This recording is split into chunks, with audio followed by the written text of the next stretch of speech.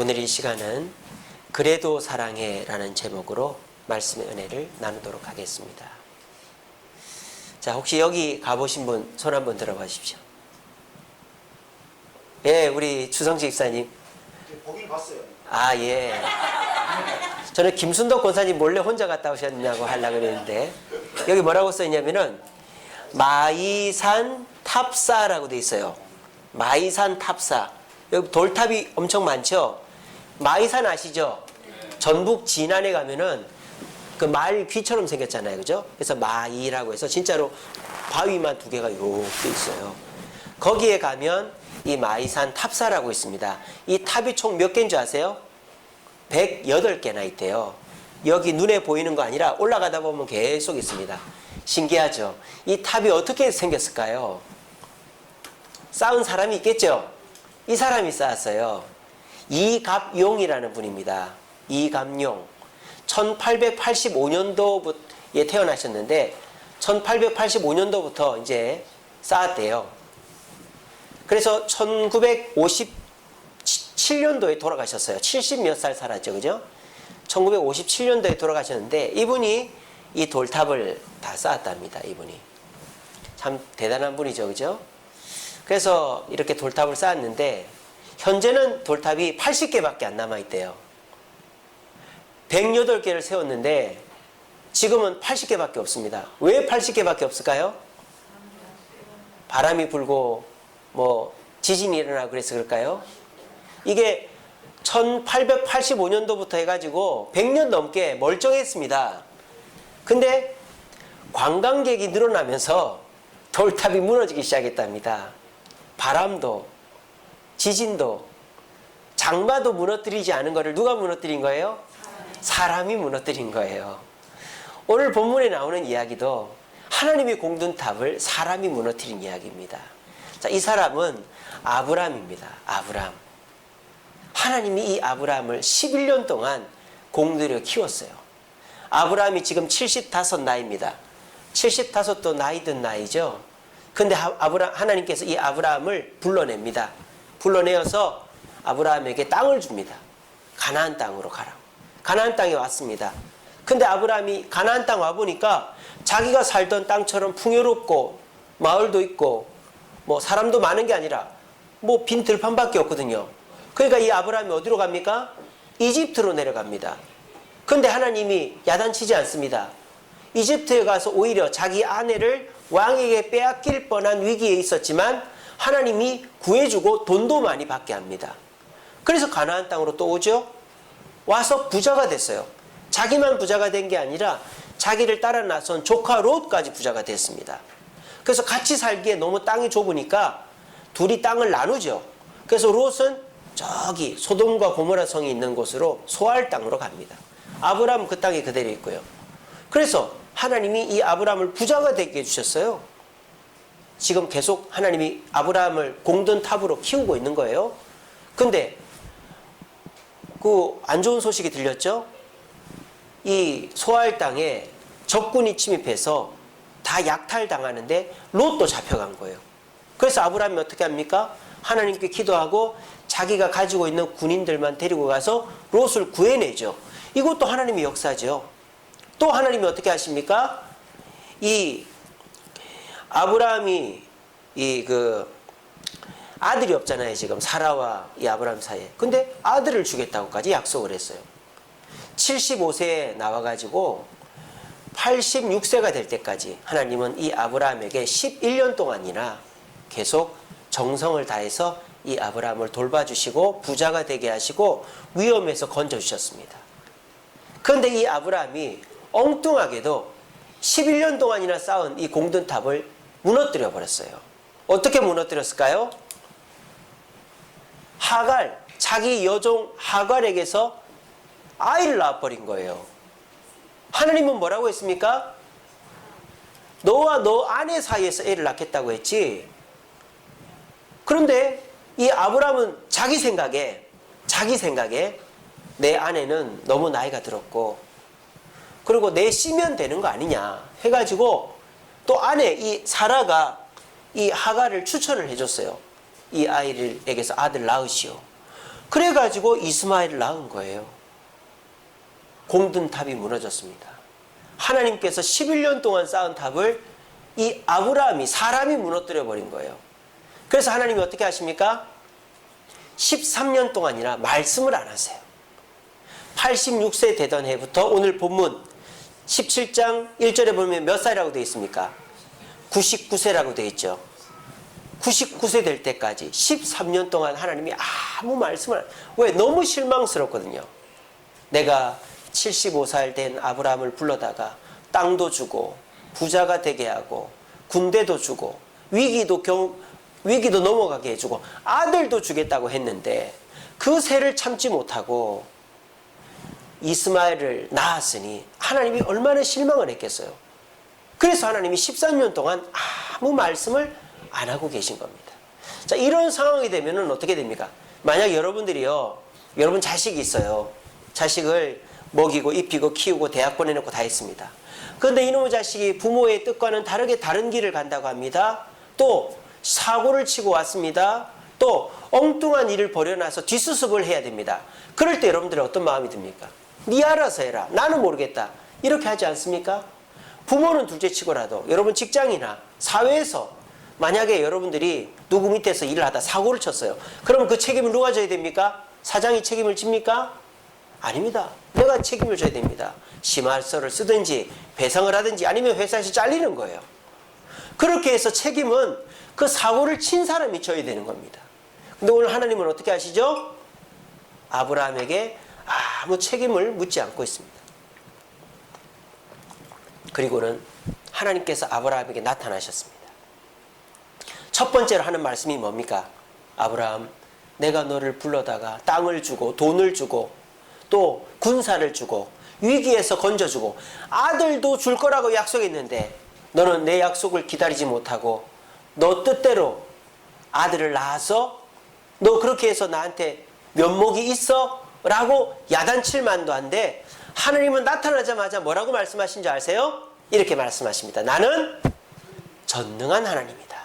1절 말씀에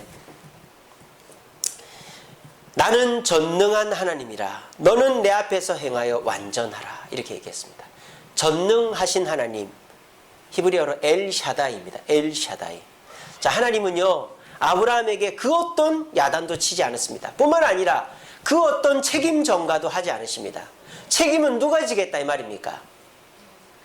내가 지겠다 이 말입니다. 왜? 나는 어떤 하나님이니까? 전능한 하나님이니까 내가 책임질 테니 너는 뭐 하지 마라? 두려워하지 마라. 걱정하지 마라고 말씀하시는 것입니다. 저와 여러분들도 신앙생활 하다 보면 하나님의 뜻과 다른 행동과 판단으로 실수하거나 또 의도적으로 잘못을 할 때가 있습니다. 그럴 때 우리는 지레 겁을 먹고 하나님이 나를 받아주지 않을 거야. 나는 이제 하나님 곁에 나아갈 수 없어. 라며 하나님 곁을 떠날 때가 있습니다. 그리고 하나님 앞에 예전처럼 돌아가지 못하고 겉을 맴돌 때가 있습니다. 하지만 하나님은 절대 여러분들에게 야단치지 않습니다.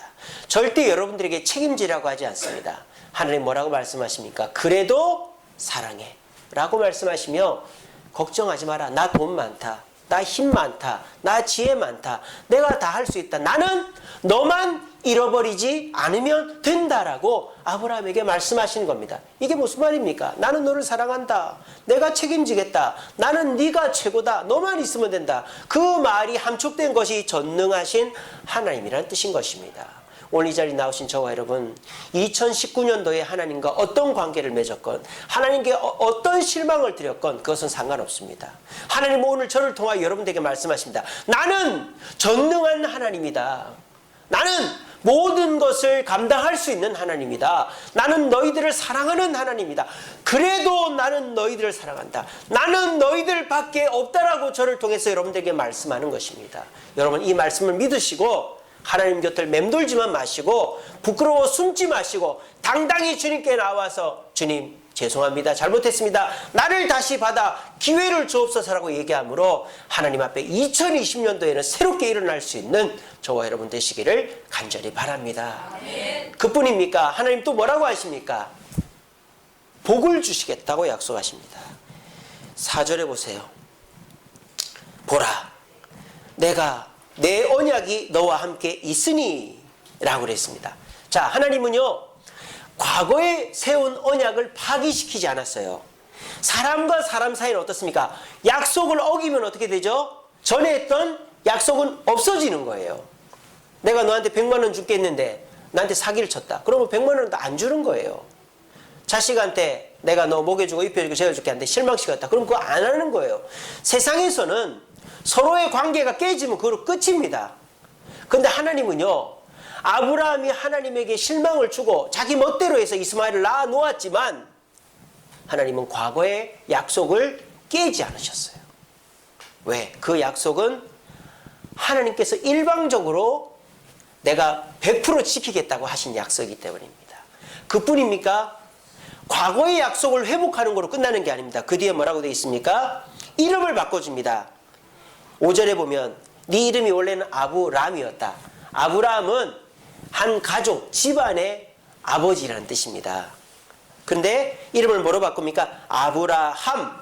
그러니까 여러 집안, 여러 민족들의 아버지가 될 것이다 라고 하나님께서 복을 주시는 거예요. 참 재밌죠, 그죠? 잘못한 사람 야단 못 칠 망정 야단을 쳐야 되는데 오히려 더 복을 주고 있어요. 이게 우리 하나님의 마음이다라는 것입니다. 왜 그럴까요? 하나님은 우리를 사랑하기 때문입니다. 우리가 그런 말이 있지 않습니까? 못된 자식 떡 하나 더 준다 그러잖아요. 왜 그럴까요? 그 못된 자식 잃어버릴까 봐. 내 자식이니까. 착한 자식은 야단을 쳐도 돼요. 근데 못된 자식은 야단치면 엇나간단 말이에요. 그러니까 못된 자식은 떡을 줘야 되는 거예요. 지금 하나님은 뭐가 중요합니까? 아브라함이 중요한 거예요.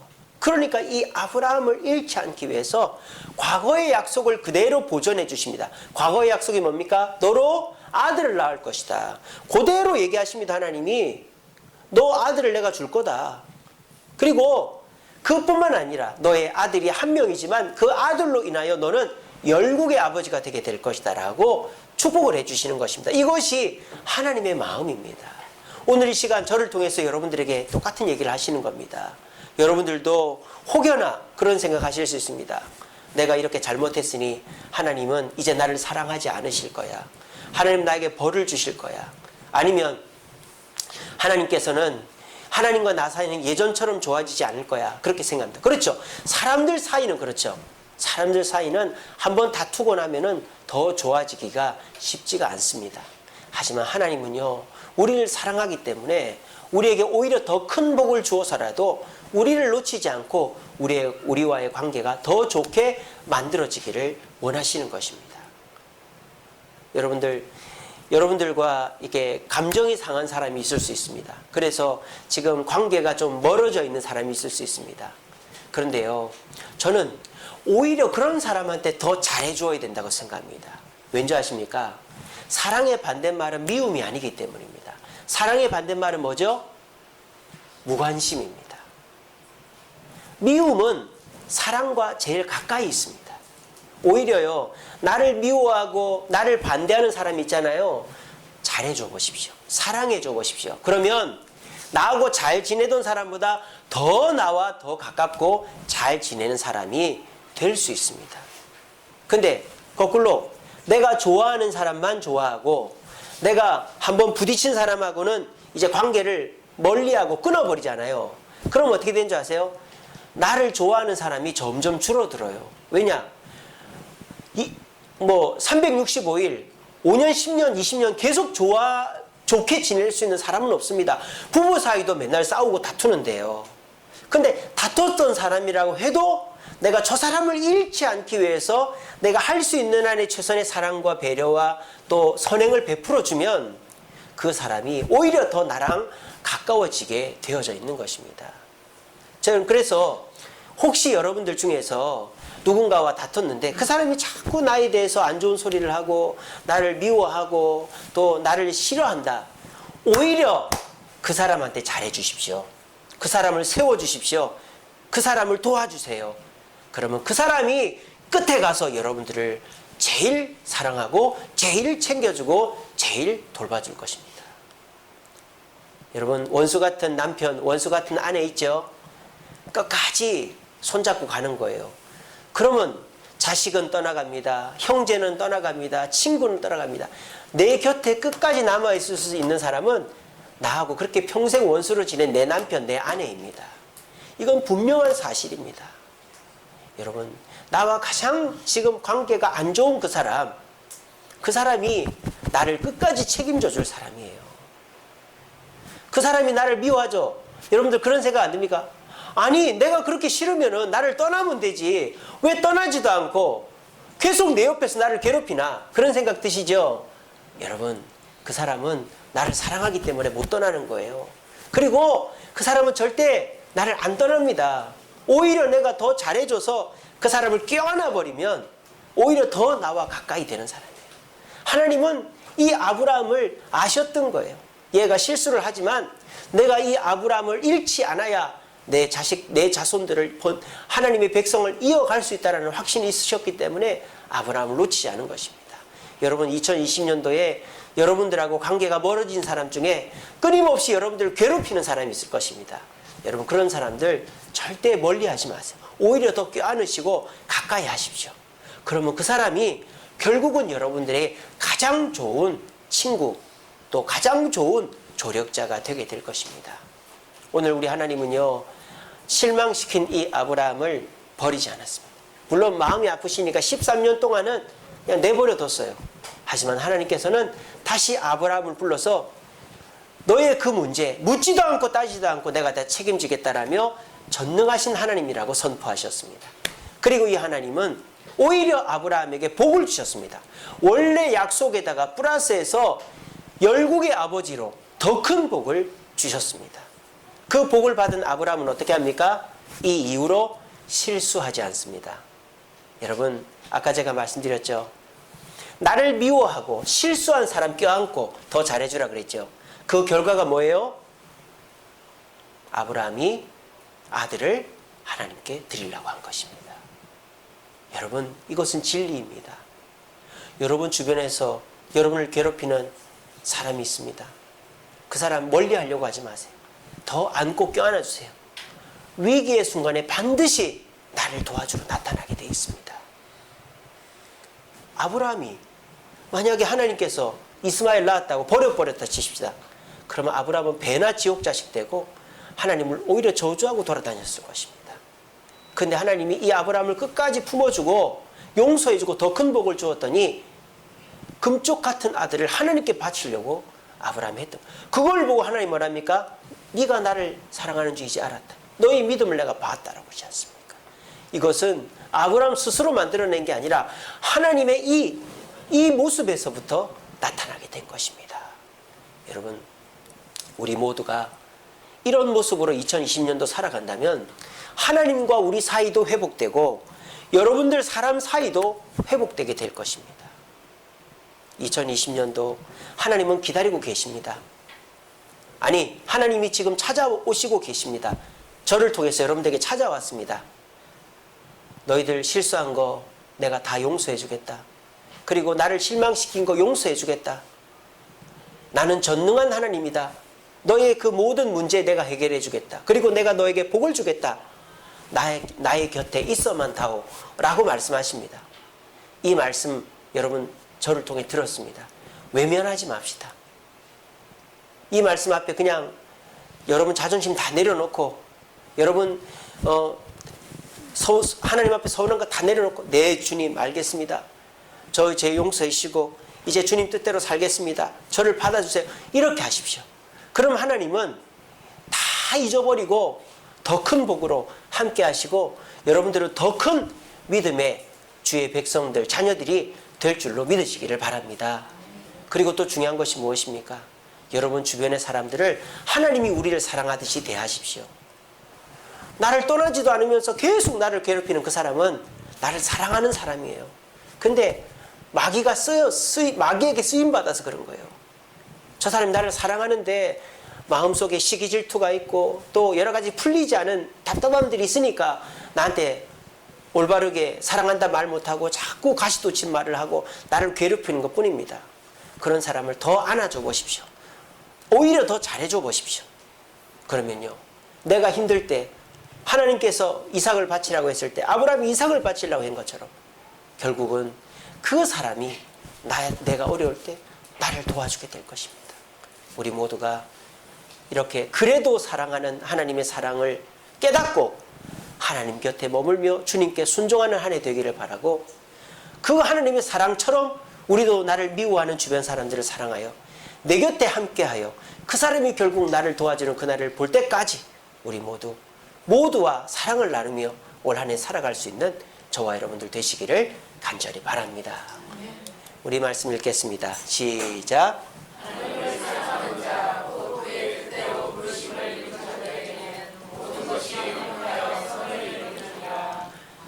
우리가 이 말씀을 믿읍시다.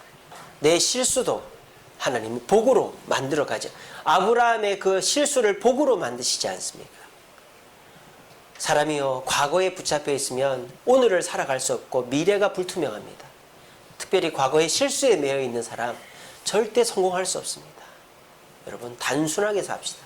과거의 실수 나만 기억하고 있어요.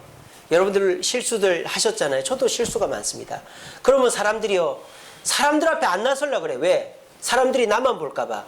나를 보면 옛날 그 실수를 다 기억하고 있을까봐. 그런 사람 한 명도 없습니다. 그건 여러분들의 착각이에요. 여러분들이 말 실수, 행동 실수, 어떤 실수를 했다. 사람들은 기억도 못하고 있습니다. 그거 다 까먹었어요. 그런데 마귀가 여러분들에게 괜한 생각을 주고 여러분들이 괜한 걱정을 하는 것뿐이에요.